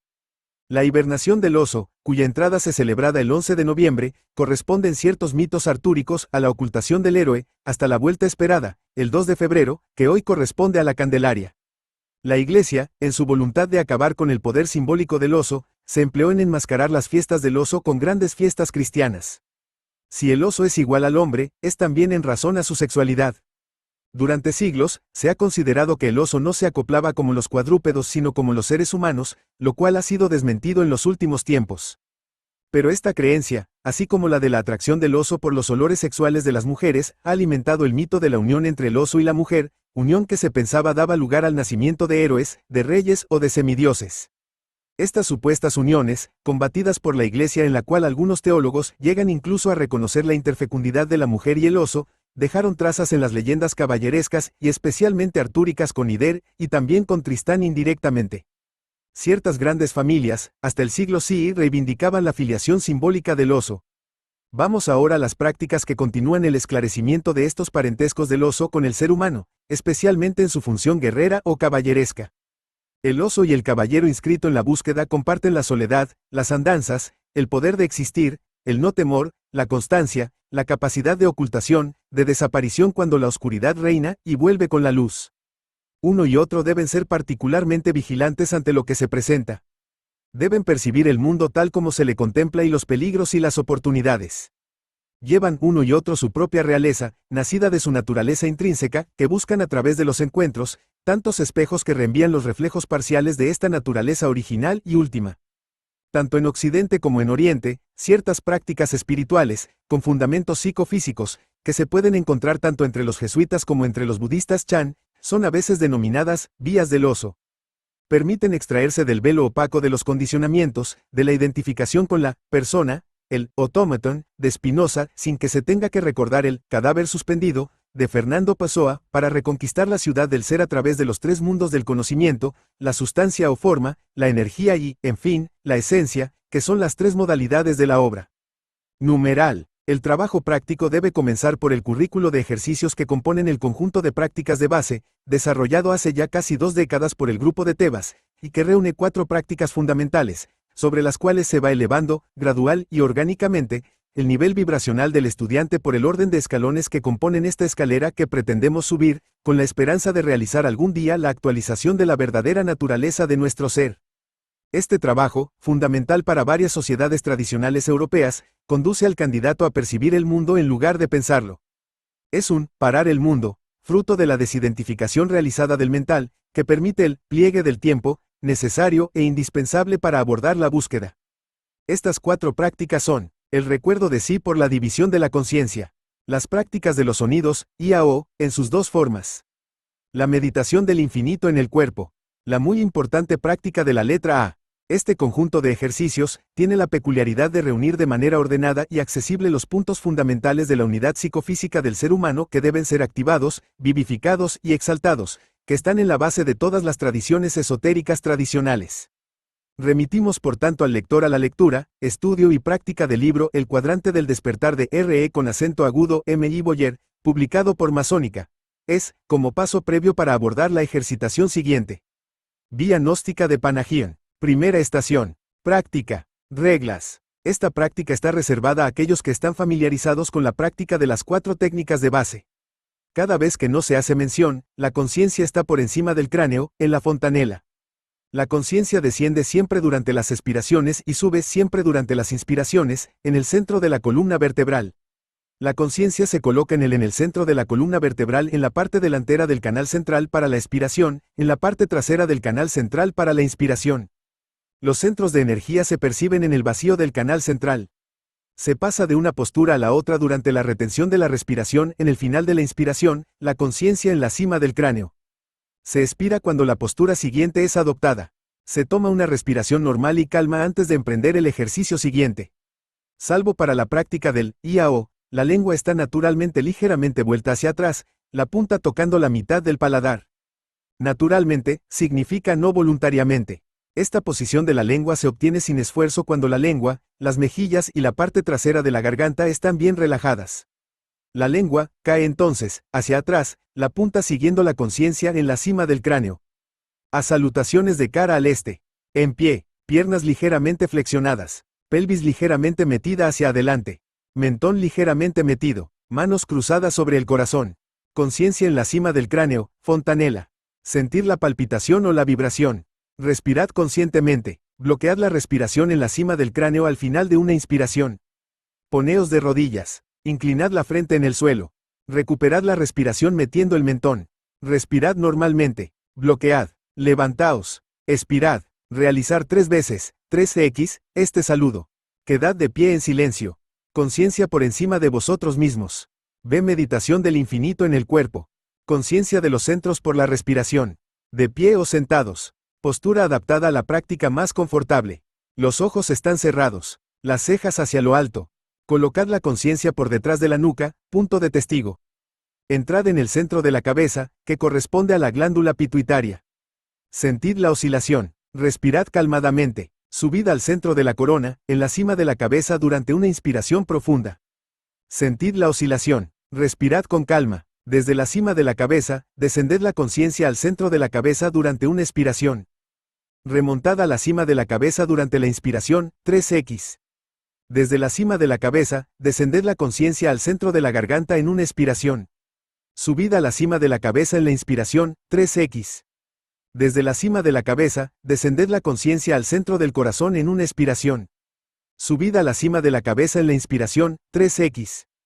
Desde la cima de la cabeza, descended la conciencia al centro del plexo solar en una expiración. Subid a la cima de la cabeza en la inspiración, 3x. Desde la cima de la cabeza, descended la conciencia al centro del ombligo en una expiración, 2 dedos bajo el ombligo, en la columna vertebral. Subid a la cima de la cabeza en la inspiración, 3x. Desde la cima de la cabeza, descended la conciencia al centro sexual, 4 dedos por encima de la base de la espina dorsal, en la columna vertebral, en una expiración. Subid a la cima de la cabeza en la inspiración, 3x. Desde la cima de la cabeza, descended la conciencia al centro raíz, situado en la base de la columna vertebral, en una expiración. Subid a la cima de la cabeza en la inspiración, 3x. Permaneced conscientes de la oscilación en la cima de la cabeza y dejad irradiar todo el cuerpo desde este punto infinito. Respiración normal. C. Práctica del IAO, forma solar. Practicad 3x el IAO, de esta forma, muy lentamente, rápidamente.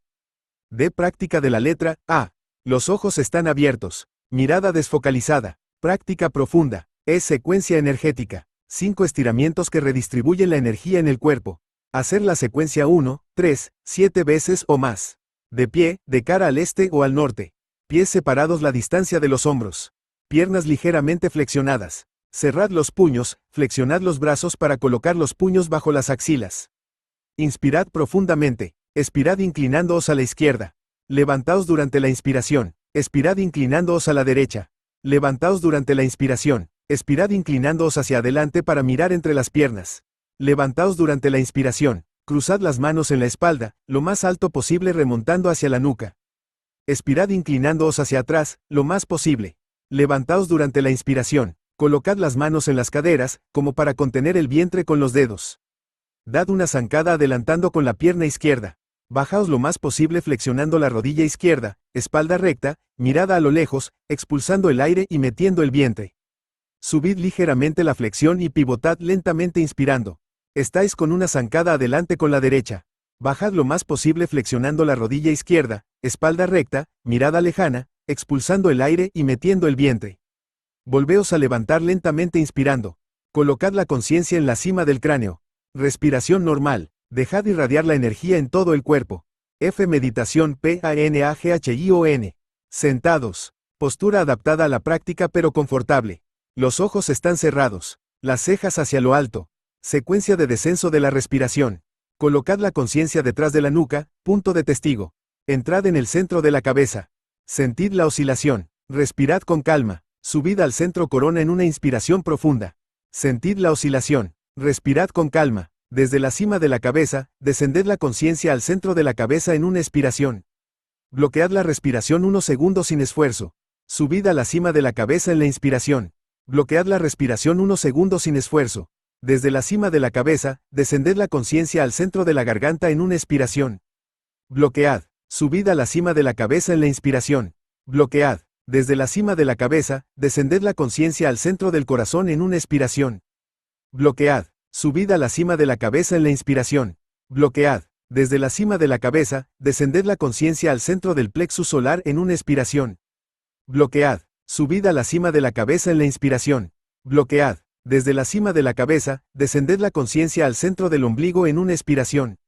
Bloquead. Subid a la cima de la cabeza en la inspiración.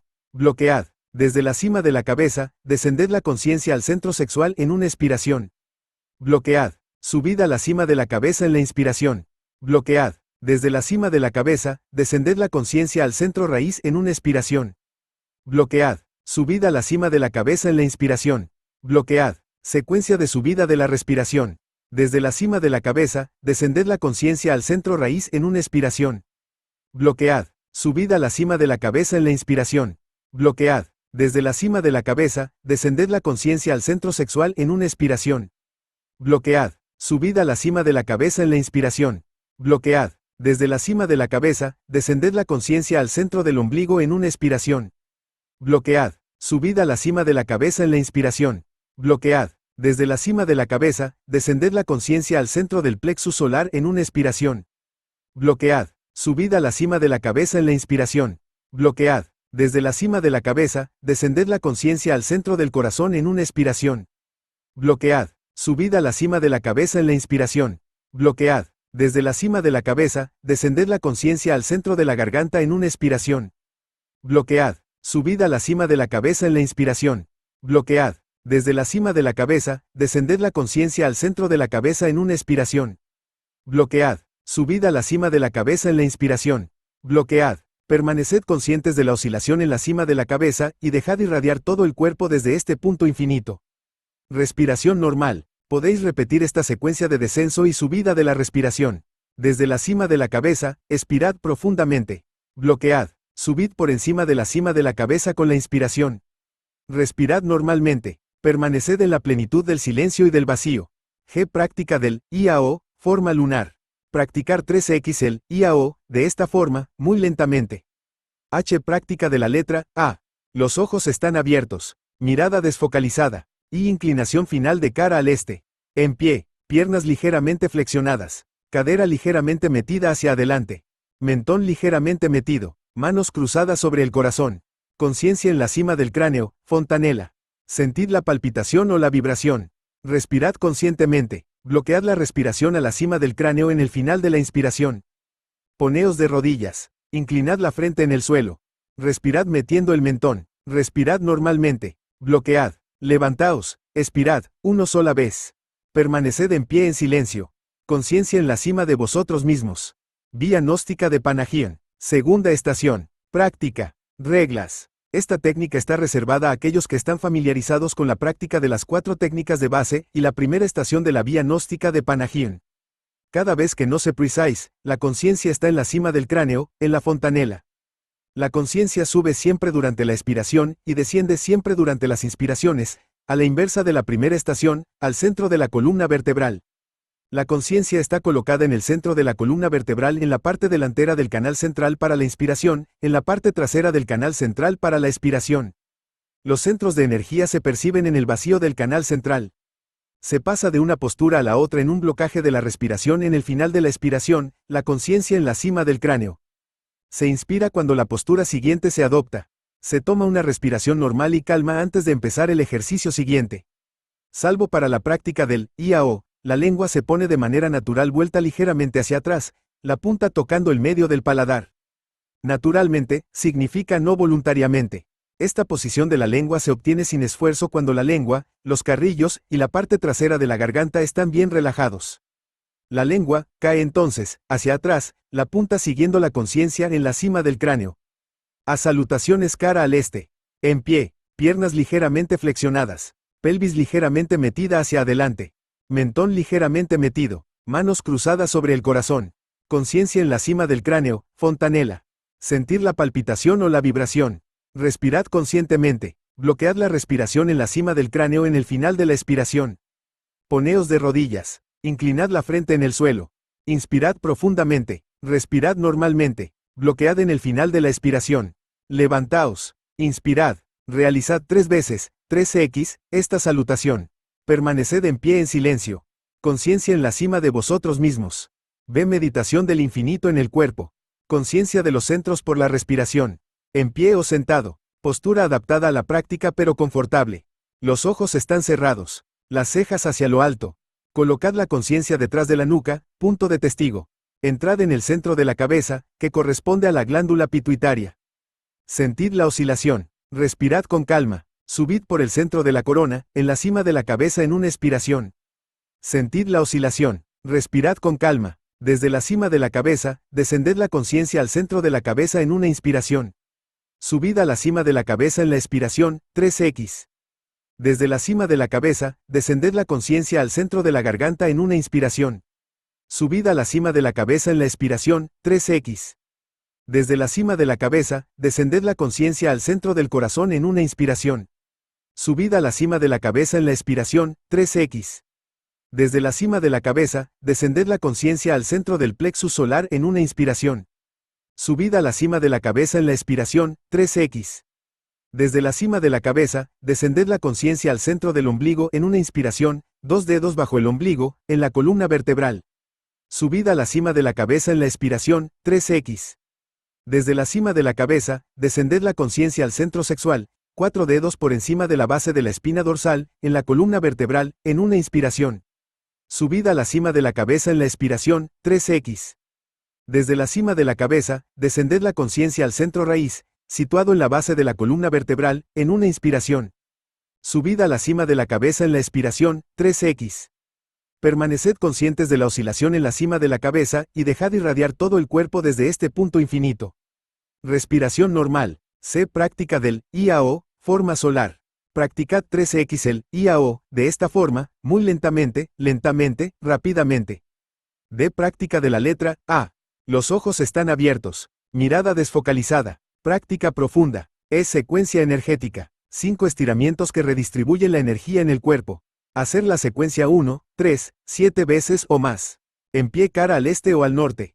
Pies separados la distancia de los hombros. Piernas ligeramente flexionadas. Cerrad los puños, flexionad los brazos para colocar los puños bajo las axilas. Inspirad profundamente. Expirad inclinándoos hacia vuestra izquierda. Levantaos durante la inspiración. Expirad inclinándoos a vuestra derecha.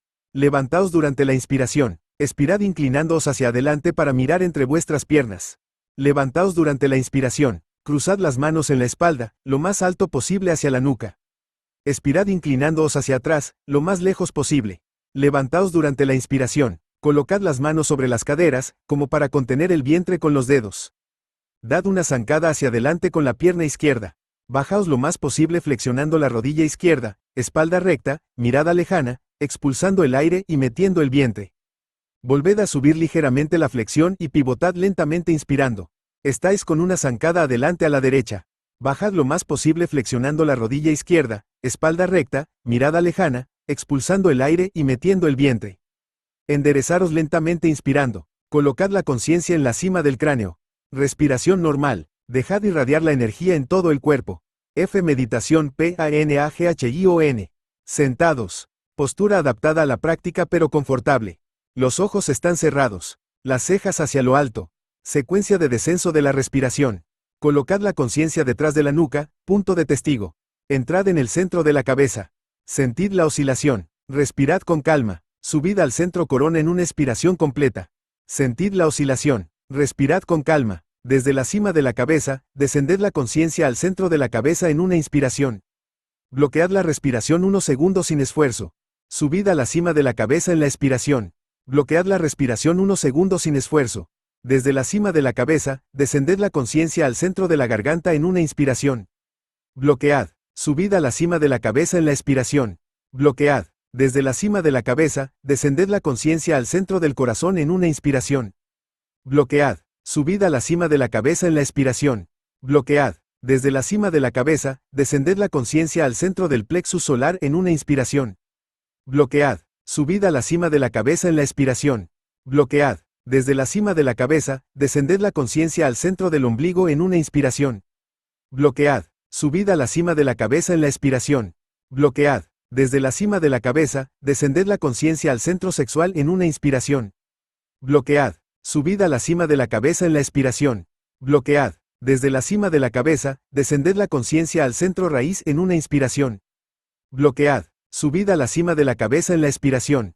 Bloquead. Secuencia de subida de la respiración.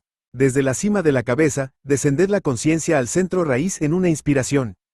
Bloquead. Subid a la cima de la cabeza en la expiración. Bloquead. Desde la cima de la cabeza, descended la conciencia al centro sexual en una inspiración. Bloquead. Subid a la cima de la cabeza en la expiración. Bloquead. Desde la cima de la cabeza, descended la conciencia al centro del ombligo en una inspiración. Bloquead. Subid a la cima de la cabeza en la expiración. Bloquead. Desde la cima de la cabeza, descended la conciencia al centro del plexus solar en una inspiración. Bloquead. Subid a la cima de la cabeza en la expiración. Bloquead. Desde la cima de la cabeza, descended la conciencia al centro del corazón en una inspiración. Bloquead. Subid a la cima de la cabeza en la expiración. Bloquead. Desde la cima de la cabeza, descended la conciencia al centro de la garganta en una inspiración. Bloquead. Subid a la cima de la cabeza en la expiración. Bloquead. Desde la cima de la cabeza, descended la conciencia al centro de la cabeza en una inspiración. Bloquead. Subid a la cima de la cabeza en la expiración. Bloquead. Permaneced conscientes de la oscilación en la cima de la cabeza y dejad irradiar todo el cuerpo desde este punto infinito.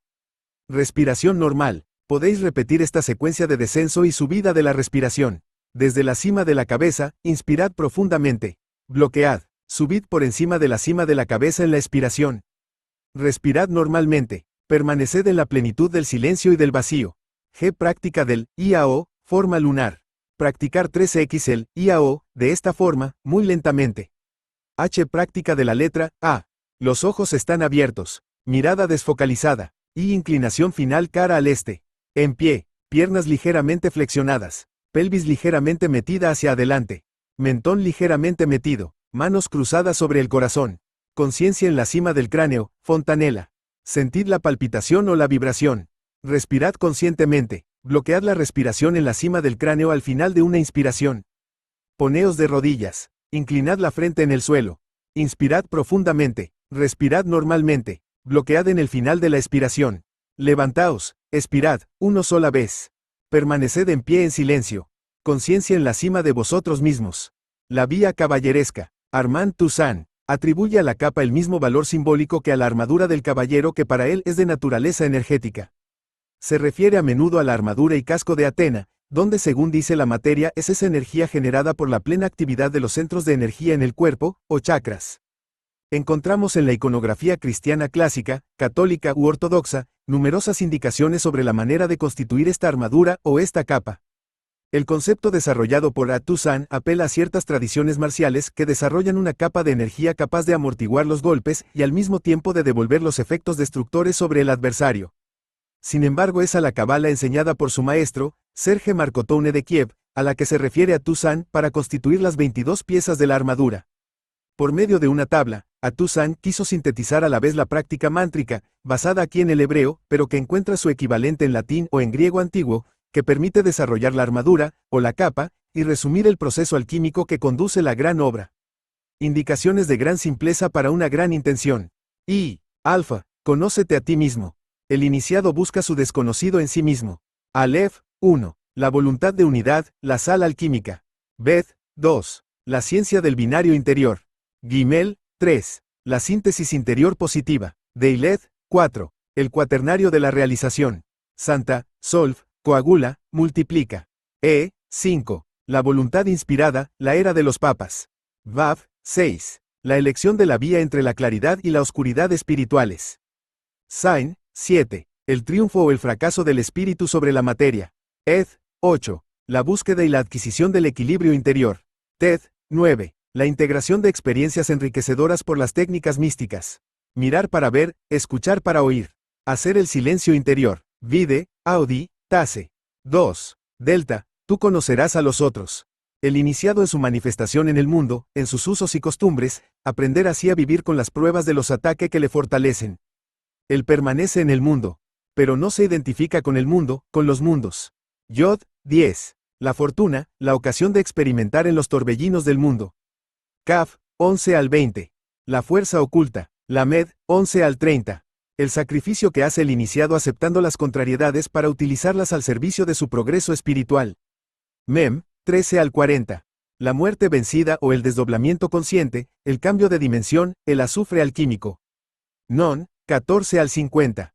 La recapitulación energética, las asociaciones nuevas, la creación de un futuro karma favorable. Samek, 15 al 60.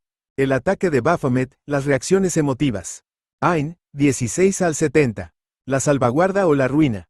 P, 17 al 80. La estrella de la esperanza. Sade, 18 al 90. La decepción causada por los ataques pérfidos. 3. Omega, y los dioses. El iniciado proyecta en el mundo su amor de la belleza, la verdad, del bien. Kof, 19 al 100. La luz interior ha nacido por el silencio interior. Resh, 20 al 200. El tiempo, el renacimiento, la renovación, la perenidad, la inmortalidad. Shin, 21 al 300. La victoria en el reino mismo del príncipe de este mundo. El iniciado locura de luz espiritual, persigue su vía en su embriaguez mística, indiferente a los ataques del mal. Es el loco del tarot del imaginero de la Edad Media, muerto al mundo. Tab, 22 al 400. La gran obra alquímica y espiritual o la recompensa del hombre Dios, réplica del Dios hombre, el nuevo hombre, el Cristo, Apanacea, la piedra filosofal. Kaf final, L 23 al 500. La voluntad activa apoyada por la experiencia y la esperanza. Mem final, 25 al 600. La segunda muerte con penetración en el mundo. Del espíritu por la juiciosa elección, liberada y sacrificada. La esencia doble. Non final, 25 al 700. La voluntad triunfante, en la tempestad, de lavar el karma del mundo, percata mundi. La esencia triple. P final, 26 al 800. La esperanza del rescate que induce el equilibrio espiritual en el mundo. La esencia cuarta. Sat final, 27 al 900. El descubrimiento de una gran síntesis. Iniciación superior de Rosa Cruz, o Bodhisattva. La quinta esencia. Nueva Aleph, 28 al 1000. La liberación. El nacimiento del Sol Creador. La unificación en el seno de Dios. La reintegración del Maestro Ascendido. El milenio. IV. Retengamos que los estados designados, los lugares estados diría Claude Bruley. No son estados de la persona, del sistema cuerpo-mente, sino estados diferenciados de la conciencia que crece en silencio.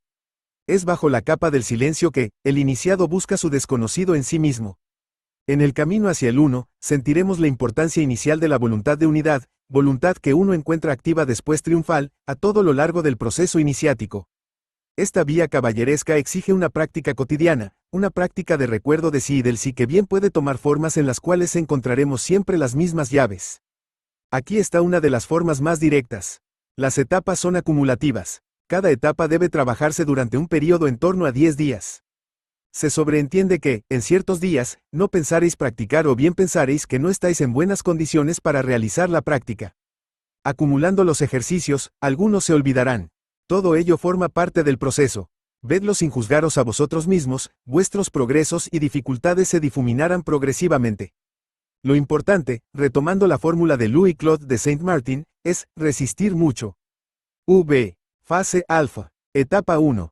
Al menos 7 veces por día, pensad en incorporaros físicamente mirando a lo lejos y largamente. Etapa 2 y 1. Al menos 7 veces por día, respirad conscientemente, estad atentos al movimiento de la respiración algunos minutos, al inspirar, al expirar y en los intervalos entre inspiración y expiración, expirar e inspirar. Etapa 3, y 1 y 2, al menos 7 veces por día, vigilad vuestras palabras. Reflexionad previamente sobre lo que vais a decir. Etapa 4, y 1, 2, 3, al menos 7 veces por día, observad vuestros pensamientos algunos minutos, sin juzgar. Fase Delta. Etapa 5.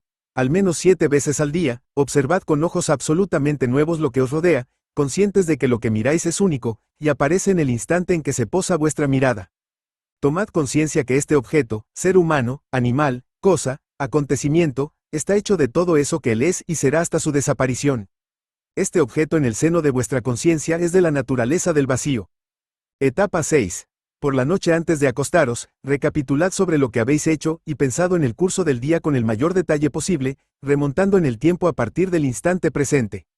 Todo cuanto hayáis hecho, dicho o pensado justo antes de la recapitulación, justo antes y seguidamente hasta el momento de levantaros. Poco a poco sabréis que el presente contiene la totalidad del pasado, el vuestro y el de todos los seres. Etapa 7. Buscad qué forma de muerte, de vuestra propia muerte, os angustia absolutamente y 3 veces por día imaginad voluntariamente que morís así, sentid física y psíquicamente todo el horror de esta muerte tan temida. Progresivamente, el efecto mortífero disminuirá justo cuando el miedo cese de afectaros. B. Fase Delta. Etapa 8. Situad vuestra conciencia, todo lo a menudo que sea posible, en la parte de atrás de vuestra cabeza, aproximadamente 10 centímetros por detrás y ligeramente encima de la parte posterior del cráneo, allí donde la iconografía cristiana sitúa la aureola de los santos. Observad los movimientos de vuestro cuerpo y de vuestro psiquismo desde ese punto, sin juzgar. Tomad conciencia que vuestra persona, vuestro yo, es un añadido de elementos heteróclitos sin continuidad. Etapa 9. Asociad tan a menudo como sea posible la etapa 2 y la etapa 8. Esta etapa puede ser prolongada indefinidamente hasta que penetréis en el país del silencio. Etapa 10. Tomad conciencia, lo más a menudo posible, de que todo cuanto se presenta, así como todo aquello que está ausente, está en el seno de vuestra conciencia. Nada estará fuera de vuestra conciencia. Vosotros sois el único creador, realizador, escenógrafo, actor y espectador de vuestra conciencia que no es otra que la conciencia original y última. Vosotros sois. Conclusiones. Estos 3 conjuntos de ejercicios espirituales, el cuadrante del despertar, la vía de Panagion y la vía caballeresca pueden parecer difíciles. Lo son. No es la perfección de la práctica lo que favorece la realización, sino la práctica en sí misma. Más aún, la práctica es la realización. Más que operar para obtener, se trata de operar para celebrar lo que está ahí desde la aurora de los tiempos. Sois lo divino sean cuales sean las condiciones impuestas momentáneamente por la dualidad. Si decidís practicar, no es para cambiar lo que sea en el mundo de la forma sino para manifestar lo que sois, vuestra naturaleza original y última. Los cambios se manifestarán o no, en las periferias de la vida. Es accesorio, lo esencial es la irradiación del ser, en y por la forma. Estas prácticas no están destinadas a una dedicación permanente. Una respiración entre esfuerzo y no esfuerzo permite la integración profunda de lo que la práctica induce en el orden metafísico. Es cada uno, eventualmente acompañado por un practicante experimentado, quien debe sentir el ritmo que es más propicio a su constitución psicofisiológica. Recordemos que las prácticas conducen al abandono de toda práctica. Sin embargo, no podemos abandonar aquello que poseemos. Himno a los santos desconocidos. Todos vosotros, santos del olvido, anónimos por la modestia, oh adeptos de la sombra, que preferís la ocultación a la luz, para cumplir la obra sin ruido, santos desconocidos, silenciosos desconocidos, superiores desconocidos, que habéis preferido la censura, al reconocimiento de los hombres. Vosotros los sin nombre, que veláis por los sin maestro, los sin casta y otros intocables. Vosotros que no solicitáis ni oropeles ni poderes, ni plegarias ni sacrificios, para guardar la ciudad santa, introducís a los peregrinos, sin discriminación, caballeros bienhechores, que habéis renunciado a la espada, a la armadura y al escudo, pero no al caballo psicopompo, para volver a unir la tierra negra, al sol rojo, y enraizar al cielo, vosotros todos, sin iglesias, que tenéis el mundo como templo, santos de lo simple y de lo banal, profetas de los pueblos desconocidos, a los sentidos humanos, yo os saludo, no os pido nada. Sé que allí donde estoy, estáis vosotros. Que allí donde vosotros estáis, estoy yo. Que estamos juntos, lo que soñamos nosotros, para mejor reconocernos. Este libro terminó de componerse en letra, de tipo masónico Acacia 3 dentro de las colecciones de Masónica, es El día 20 de marzo de 2015. Equinoccio de primavera. Notas. Flecha apuntando hacia la izquierda 1, Les Legends de Lyon Ox Ellis Coens. Un cours de martinisme au XVIe siècle por Louis-Claude de Saint-Martin, Jean-Jacques Duroy d'Auterive, Jean-Baptiste Willermoz. Introducción, presentación y comentario de Robert Amadou y Catherine Amadou. Primera edición completa publicada a partir de los manuscritos originales, París, Derby. Flecha apuntando hacia la izquierda 2, la clase de los profesos y grandes profesos dirige el sistema del régimen escocés rectificado desde el origen. Esta clase se presenta bajo la forma de un colegio consagrado al estudio de una instrucción redactada por Jean-Baptiste Willermoz, síntesis de la doctrina de la reintegración de los seres de Martínez de Pasquali, y de su orden de los caballeros masones Elus Coens del universo. Flecha apuntando hacia la izquierda 3, la orden de los caballeros bienhechores de la ciudad santa constituye la segunda clase del régimen escocés rectificado, orden caballeresca, que se consagra a la beneficencia, en sus dos dimensiones, humana y metafísica. Flecha apuntando hacia la izquierda 4, Christian de Montella, Graal. Le Chevalier sans nom. Flecha apuntando hacia la izquierda 5, Dictionnaire de Philosophie de Gerard Duroso y André Roussel, en Editions Nathan, París, 2009. Flecha apuntando hacia la izquierda 6, consideramos aquí la moral como resultado de una referencia externa y ética, nacida de una referencia interna. La ética implica el reajuste de la voluntad, del pensamiento y de la acción. Flecha apuntando hacia la izquierda 7, hay que considerar la ahimsa de Mahatma Gandhi, como el ejercicio de una fuerza poderosa. Gandhi recordaba que si no somos capaces de ser no violentos, debemos tomar las armas para defender nuestras libertades. La no violencia es por tanto una forma particularmente elevada de combate. Flecha apuntando hacia la izquierda 8, en el seno del régimen escocés rectificado. Flecha apuntando hacia la izquierda 9, otros ritos masónicos presentan grados caballerescos diversos. Algunos hacen referencia explícita a la Orden del Temple. Flecha apuntando hacia la izquierda 10, referencia al autor Anguituo Terencio que decía en la obra Leo Tantomorumenos, Homo sum, humani nihil me alienum puto. Yo soy un hombre y nada que sea humano, creo yo, me es ajeno, idea tomada por numerosos autores. Flecha apuntando hacia la izquierda 11, Le Grand Accelerator, Editions Galile, 2010. Flecha apuntando hacia la izquierda 12, en sentido filosófico, la necedad es el hecho de creer comprender y pasar al acto sobre las bases de esta creencia. Flecha apuntando hacia la izquierda 13, Lours. Histoire d'un roi déchu de Michel Pastoro, edición Lesey. París, 2007. Flecha apuntando hacia la izquierda 14, Armand Toussaint, 1895 a 1994, eminente personalidad de la escena martinista, fue el fundador y el responsable de la Orden Martinista de los Caballeros de Cristo de 1971, año de su fundación, hasta su muerte en 1994. Flecha apuntando hacia la izquierda 15, la gran obra como fundamento de una espiritualidad laica. El camino de la individualidad. De Claude Bruley, Edic. Rafael de Surtis. Flecha apuntando hacia la izquierda 16, el número 7 es indicativo. El objetivo es pensar en recordarse a sí mismo varias veces al día hasta que esto se vuelva natural.